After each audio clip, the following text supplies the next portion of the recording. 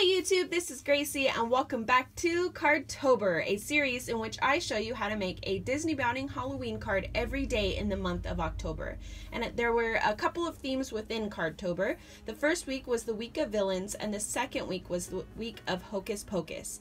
This weekend just so happens to be Harry Potter weekend. So today's card is craft bounding after the house Gryffindor from Harry Potter. And so we've done some color coding here. So we've got some maroon and some gold and a couple of banners.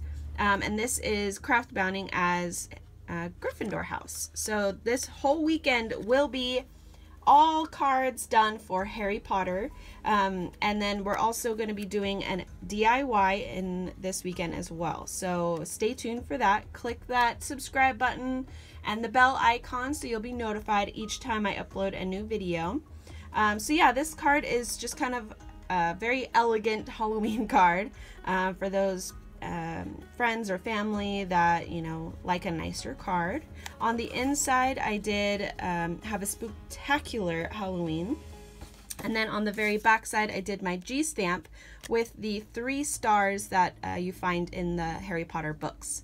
So yeah, let me just explain how I made this card. So the first thing I started off with was a different size card. Finally, I'm doing a slightly different size card. So this card is 6.5 by 5 inches, and this is an off-white or cream colored card because I wanted it to be more of like a parchment or like a scroll kind of paper. That's the inspiration behind using this size card and that color as well. The next thing I did was cut down a very shimmery, elegant maroon colored cardstock here. It's just very beautiful. It has like a little bit of like a texture to it. It's really nice. And I did that the exact size of the card, so 6.5 by 5. Let me move this original card out of the way. Oops, sorry about that. Hit the camera. And we're just going to glue that down with some Tombow multi-purpose liquid glue. And just do it all the way around the edges. You can use glue tape if you want, because this does pucker a little bit, but it doesn't show a whole bunch because you do have the entire die cut that goes over it. So don't worry too much about that. All right, I hope you guys are excited for Harry Potter weekend because I know I am. I'm going to be having a DIY thrown in there as well. I don't know if I mentioned that yet, but there will be a DIY soon.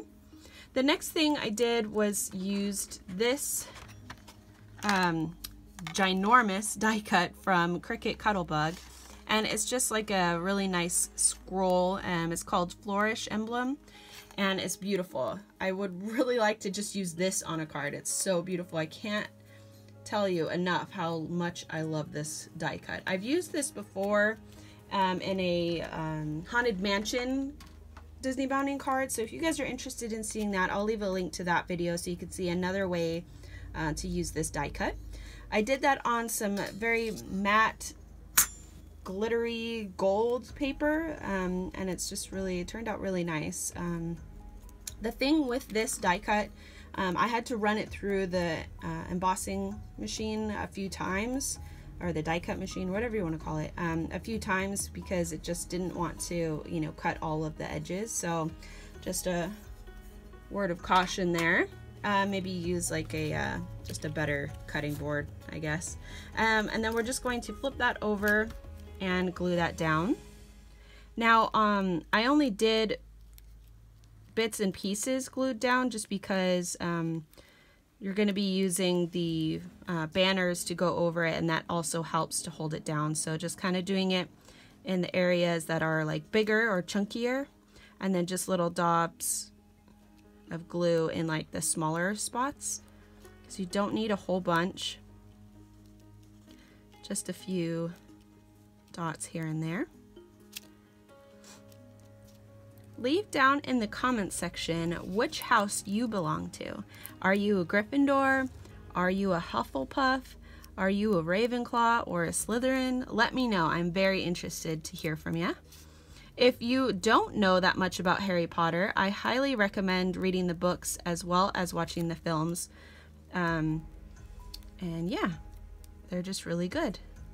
especially for Halloween time. It's kind of spooky and it's got witches and wizards in it, so it's definitely very Halloween.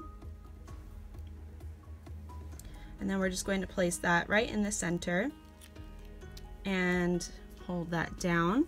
The nice thing about this card is that it is large enough to fit the entire die cut, but it does have a little bit of excess on the ends.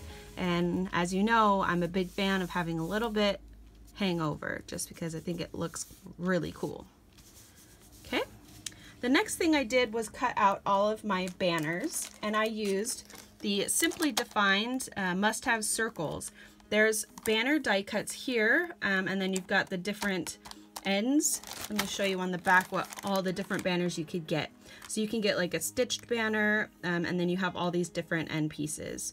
I went ahead and did this green one here, just because I thought it looked more Harry Potter.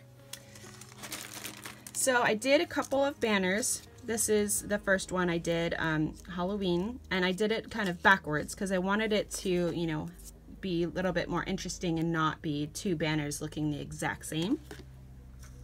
And then I took these stamps, Sizzix letters, and then I just put, you know, Happy Halloween. Oh, and by the way, this is the sentiment I used for the inside of the card from Fawn, Happy Haunting. And then I took my Distress ink in Wild Honey from Tim Holtz, and I just took a Q-tip and I went around all the edges wherever I thought it looked best, and distressed it up a little bit. And so let me go ahead and show you how I did the banner entirely. So this is the happy banner. I've already glued down one side, and then I've put down a circular pop dot, or, you know, adhesive, foam adhesive. And I've glued down one of the ends already. So let me show you how to actually glue that down. Now you can do this however you find best. Like if you wanted to not have it pop dot in the center, you can have it pop dotted on the outside, or not glue these onto the banner itself. You can actually just pop dot this part off and then glue down the corner of your banner, so it would kind of look like that, if you can tell the difference, versus that. So it's just up to you how you want to do that. So all I did was took just 2 lines of glue, if I can get this out. There we go. And I'm going to spread that around a little bit because that's too much. Okay. And you're just going to go around the 2 edges there, and then take your banner and glue that down. So I took the corner here and made it go all the way to the end of the banner edge there, and then I'm just gonna gently hold it closed because I did put a little bit too much glue and I don't want it to get too messy. Okay, and there you have it. So the way I set them down was, like I said, I put the 2 pop dots in the center and I put them at a slight angle just to add more interest to the card and make it look really cool. So we're gonna place them there, and now we're going to take off the backing of the pop dot, and I glued down these 2 edges. So right where the corner banner part meets is where I added the glue, and we're just going to set that down, and then I held down the 2 ends here, excuse me. And if you guys watched yesterday's video and you heard that my neighbor across the way got taken away in an ambulance, it looks like he's gonna be fine. They weren't rushing out of the house. They were just, you know, very, you know, nonchalant bringing him out. I think he just might have had a slight accident, and there was nothing to worry about. So the next piece is the Halloween one, taking the backing off and adding the glue to the corners here.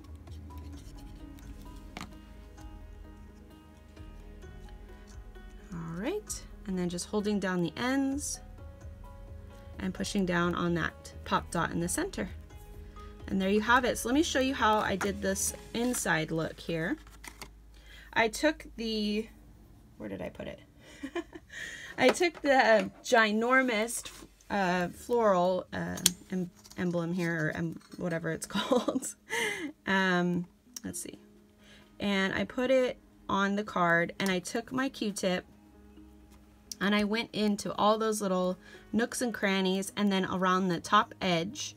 And that's how I got the little design there.